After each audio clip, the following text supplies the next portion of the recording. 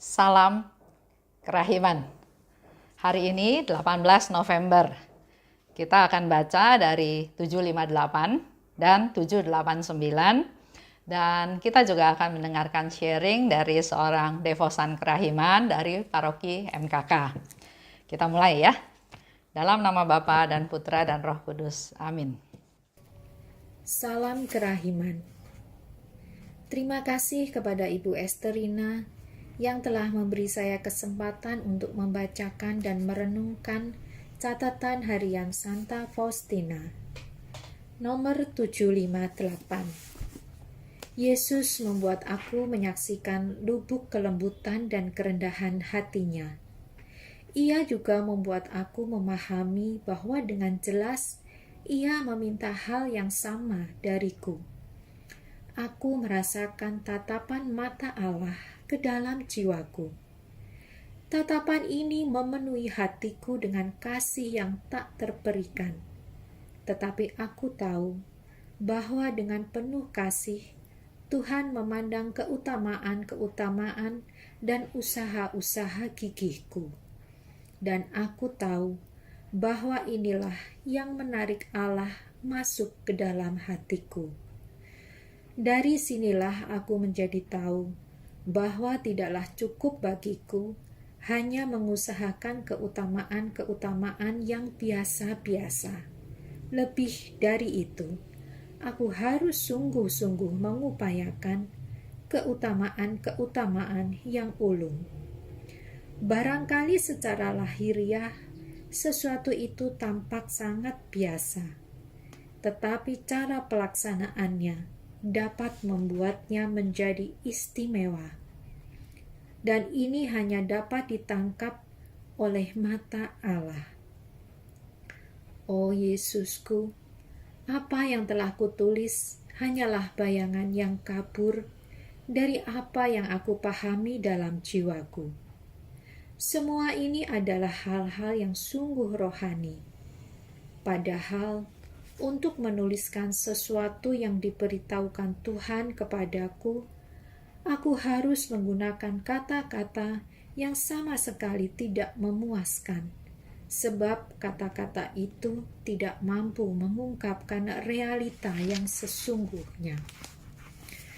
Nomor 789. Selalu dan dalam segala situasi, berikanlah tempat pertama kepada orang lain, khususnya selama rekreasi. Dengarkanlah orang lain dengan tenang, tanpa menyela. Juga kalau seseorang menceritakan kepadaku hal yang sama sampai 10 kali, aku tidak pernah akan bertanya tentang sesuatu yang sangat menarik hatiku. Membaca catatan harian tersebut mengingatkan kepada sekelumit pengalaman mami saya. Kami tinggal di kota kecil. Di tahun 70-an, belum ada bangunan gereja di sana. Bersyukur ada Romo yang melayani dengan mengadakan misa beberapa minggu sekali. Kalau tidak salah, sebulan sekali atau 2 kali. Perayaan misa diadakan di rumah seorang umat. Rumah yang sederhana, bukan rumah yang luas dan mewah. Saat itu umatnya hanya beberapa keluarga, termasuk keluargaku. Tetapi baru mami dan anak-anak. Saat itu papiku belum menjadi Katolik. Berjalannya waktu, umat Katolik berkembang makin banyak dan tentu saja memerlukan tempat yang lebih luas. Kebutuhan ini dijawab Tuhan dengan berkat yang luar biasa. Ada seseorang yang luar biasa baik menghibahkan tanah untuk dijadikan bangunan gereja. Dan aku sangat bangga kepada orang yang luar biasa ini. Tentu saja tanah ini harus segera dibangun. Bisa dibayangkan bagaimana perjuangan mengurus izin dan mencari biayanya. Mami saya salah satu aktivis dan leader dalam hal itu. Bersama beberapa ibu-ibu yang notabene ibu rumah tangga dan beberapa bapak, mereka pontang-panting mengurus semuanya. Mami saya ibu rumah tangga biasa. Dia sederhana. Bukan jebolan sekolah tinggi, bukan wanita karir. Tapi kalau bicara semangat, jangan diragukan lagi. Tidak takut mewujudkan yang sepertinya hanya mimpi. Semangatnya sangat tinggi dan punya kemauan belajar yang mengalahkan siapapun. Aku masih ingat, beberapa hari di rumahku, Mami dan teman-temannya berkumpul memasak ayam goreng. Dengan panci-panci dan kuali-kuali besar, mereka masak dengan semangat dan gembira. Keesokan harinya, pagi-pagi, mereka membawa ayam goreng berpuluh-puluh dus untuk dijual di kota-kota sekitar, sekalian mencari order untuk jualan selanjutnya. Terbayang beratnya bawaan ayam goreng itu. Berjalan kaki sepanjang jalan menawarkan dagangan keluar masuk toko dan rumah. Tidak terpikir malu, tidak berpikir gengsi dan lelah. Semua demi Tuhan. Masih banyak usaha Mami dan teman-temannya untuk mencari dana pembangunan gereja. Tapi yang paling lekat dalam ingatan saya adalah jualan ayam goreng itu. Itu baru soal cari dana, belum mengurus izinnya. Konsultasi ke sana ke sini, izin ke keuskupan, pemerintah, dan lain-lain. Papi saya yang saat itu belum menjadi Katolik punya peran tak kalah besar. Dia sangat mendukung usaha Mami dan teman-temannya. Memberikan izin untuk Mami sibuk dan menghabiskan waktu mengurus, itu juga sudah dukungan yang sangat besar. Papi juga bertindak sebagai penasehat Mami dan teman-temannya, membuka networking untuk mencari dana ke beberapa perusahaan, dan beberapa kali menemani mengurus ini itu. Singkat cerita, bangunan gereja itu sukses didirikan dan terus berkembang semakin lengkap dan kini telah menjadi sebuah paroki yang maju. Di bangunan gereja di kota kecilku, ada keringat, air mata, dan kerja keras Mami dan teman-temannya. Walaupun mereka sekarang sudah banyak yang tiada, dan umat yang menikmati bangunan itu tidak mengenal mereka. Tapi saya yakin usaha mereka tidak akan dilupakan Tuhan. Usaha mereka bukan biasa-biasa saja.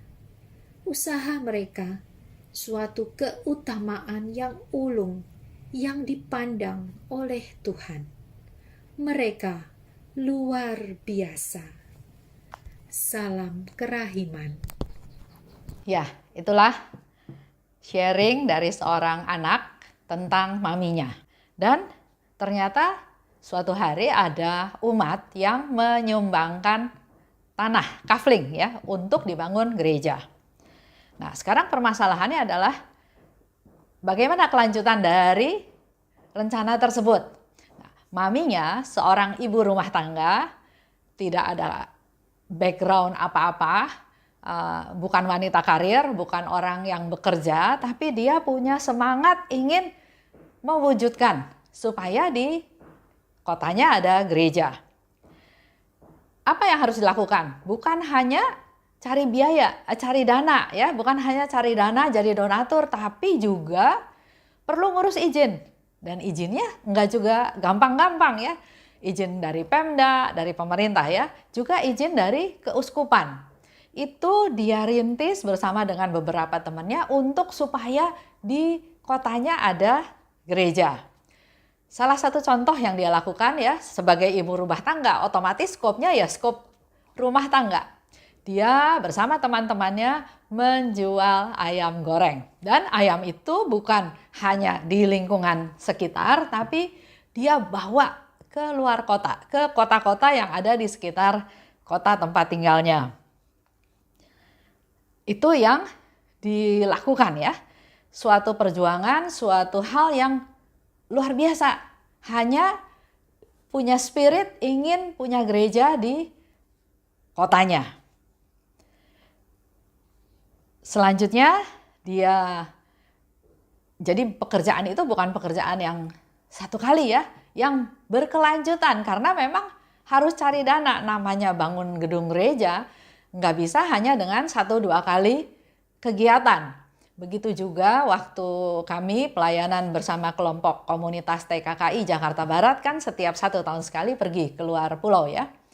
Kadang-kadang setelah memberikan seminar kerahiman, kita juga lihat kondisi di sana. Ada stasi yang sangat sederhana. Lantainya masih dari tanah. Dindingnya masih bilik. Dan biliknya juga bolong-bolong dan juga gersang. Nah, dari situ kami baru berpikir bagaimana caranya supaya stasi tersebut menjadi lebih bagus, lebih nyaman lah ya dibandingkan dengan kondisi sekarang. Nah, itu biasanya kita cerita sama teman-teman yang mau menjadi donatur, yang punya belas kasih, yang punya kemurahan hati untuk supaya saudara-saudara kita di luar pulau pun, di pelosok-pelosok pun bisa merayakan perayaan Ekaristi dengan lebih nyaman, lebih husuk ya. Nah, begitu pula dengan mamahnya dari anak ini ya, dari maminya dari anak ini. Dia walaupun ibu rumah tangga tapi dia punya semangat. Nah, ini yang mau ditularkan kepada kita semua. Walaupun orangnya sederhana, walaupun dia bukan wanita karir tadi ya, tapi punya semangat dan mau belajar. Kalau Bapak Ibu dengar perayaan Ekaristi hari Minggu yang lalu itu bicara tentang talenta. Ada yang diberi 5 talenta, ada yang diberi 2 talenta, ada yang diberi 1 talenta. Nah, talenta ini walaupun cuma 1 perlu dikembangkan, bukan ditanam. Kita lihat contoh ya, yang punya 5 talenta menjadi 10 talenta. Yang punya 2 talenta dipakai, dikaryakan menjadi 4 talenta. Jangan menjadi yang 1 talenta. Nah, sering kita berpikir bahwa wah saya sih nggak bisa apa-apa. Dibanding orang lain saya nggak ada apa-apanya. Talenta saya cuma 1 dan tidak dipakai. Nah, kita balik ya ke maminya dari mami anak ini ya. Dia jualan. Dia cari order, dia cari dana. Itu yang dilakukan, bukan sesederhana itu. Dia jalan kaki, ya, keluar masuk toko, nggak perlu merasa malu dan nggak merasakan capek. Capek pasti capek ya, apalagi tahun 70-an. Pasti transportasi juga belum bagus, jalanan juga belum bagus, fasilitas prasarana juga belum bagus ya. Tapi itu yang dilakukan oleh dia. Semua itu dia lakukan bukan untuk diri dia, bukan untuk namanya, tapi untuk Tuhan, untuk bikin rumah Tuhan. Sekarang sudah jadi suatu gereja yang bagus ya di kota tersebut. Maminya memang sudah meninggal. Tapi ini menjadi suatu motivasi, suatu hal yang dikenang oleh anak-anaknya betapa seorang mami, ibu rumah tangga berjuang sungguh-sungguh mau belajar bisa mewujudkan sesuatu yang bukan hal yang kecil ya, ini suatu hal yang besar. Jadi dengan usaha mereka melakukan keutamaan yang ulung yang dipandang oleh Tuhan. Bukan sesuatu yang sederhana. Jadi kembali lagi kalau kita ingat khotbah hari Minggu, walaupun kita cuma punya 1 talenta, Tuhan kasih 1 talenta, tapi pakailah talenta yang Tuhan beri itu untuk berkarya di ladang Tuhan, untuk melakukan sesuatu. Dan hari ini terbukti dengan 1 talenta, saya bilang dalam tanda kutip 1 karena dia ibu rumah tangga biasa. Dia bukan wanita karir, tapi melalui talenta yang ada, melalui semangat yang ada, dia bisa mengajak teman-temannya menjadi penggerak, menjadi pionir untuk sampai akhirnya ada gereja di kotanya. Kita lihat di 758. Tuhan memandang keutamaan-keutamaan dan usaha gigihku. Inilah yang menarik Allah, mereka ke dalam hatiku. Jadi bukan hal yang besar ya, tapi dengan keutamaan dan usaha yang gigih. Pasti dengan kesungguhan ya maminya Ana tadi melakukannya. Jalan kaki, jualan ayam. Kenapa jualan ayam goreng? Ya karena skopnya bisanya cuma itu. Tapi yang dia lakukan dengan kesungguhan. Enggak takut malu, enggak takut capek. Inilah yang menarik mereka ke dalam hatiku. Menarik Allah ya ke dalam hatiku. Harus mengutamakan keutamaan yang ulung. Jadi kita dalam hidup itu harus punya sesuatu yang besar dalam tanda kutip. Mungkin kita nggak bisa menyelesaikan seperti tadi maminya anak bisa selesaikan sampai gedung gereja ya. Tapi dengan taruh batu pertama, dengan langkah-langkah kecil, dengan pelayanan-pelayanan kecil, ini ada estafet bisa menjadi sesuatu yang besar. Barangkali secara lahiriah sesuatu itu tampak biasa. Jualan ayam, kapan bisa dapat dana untuk bangun gereja ya? Tapi ini kita bisa buktikan dengan berjualan ayam dari nggak ada gereja menjadi ada gereja di kota tersebut.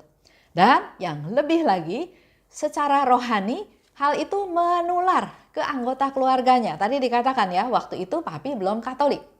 Artinya dia sudah Katolik dengan kejadian-kejadian tersebut. Nah, cara pelaksanaannya lah yang membuat hal itu menjadi istimewa. Kalau kita sudah patah di tengah jalan, saya cuma bisanya bikin nasi atau sayur yang sederhana. Dibandingkan dengan orang lain, saya nggak ada apa-apanya, saya nggak bisa apa-apa. Itu sudah berhenti di tengah jalan. Tapi dikatakan di sini, cara pelaksanaan dapat membuatnya menjadi istimewa. Sesuatu yang biasa bisa menjadi istimewa. Kita kembali lagi ya, tadi lihat maminya Ana ya. Dia dari nggak ngerti ngurus izin. Saya pernah kerja di properti, ngurus izin itu susah. Berkaitan dengan berbagai macam departemen, dengan berbagai macam kepentingan. Baru beberapa hari yang lalu ada teman cerita, urus AMDAL. Urus AMDAL itu juga susah, katanya harus 6 bulan atau bahkan 1 tahun. Nah ini hal-hal yang sesuatu yang susah ya. Tapi dengan perjuangan, dengan tekad, dengan langkah pertama saya mau kontribusi untuk di kota saya ada gereja.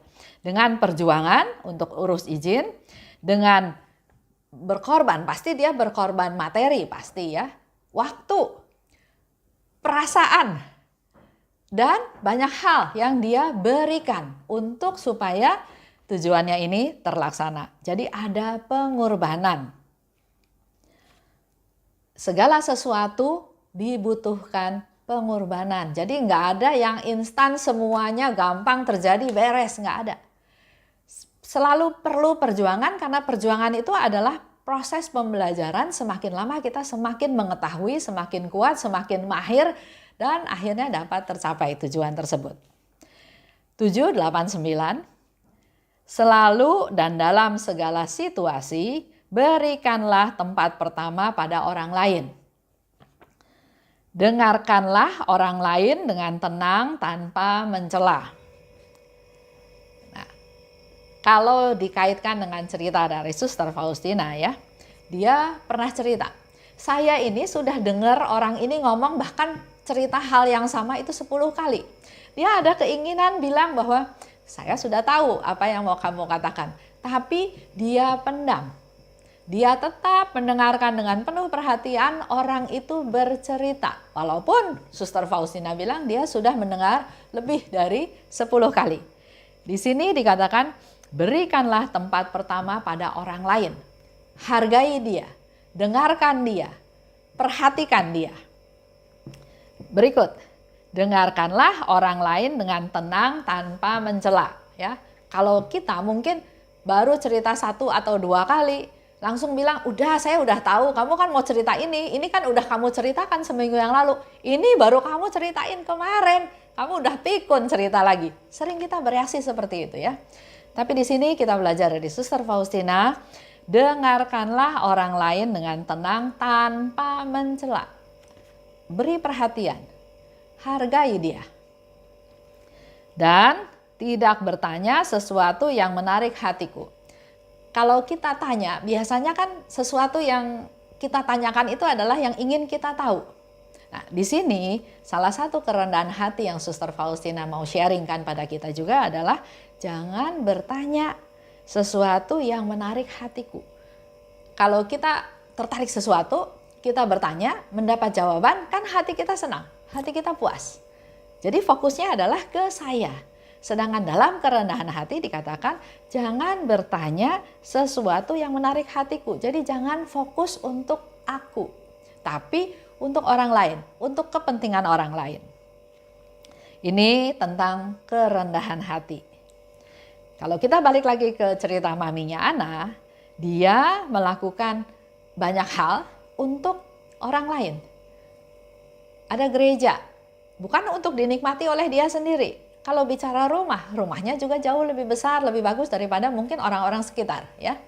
Tapi dia lakukan ini untuk kepentingan orang lain.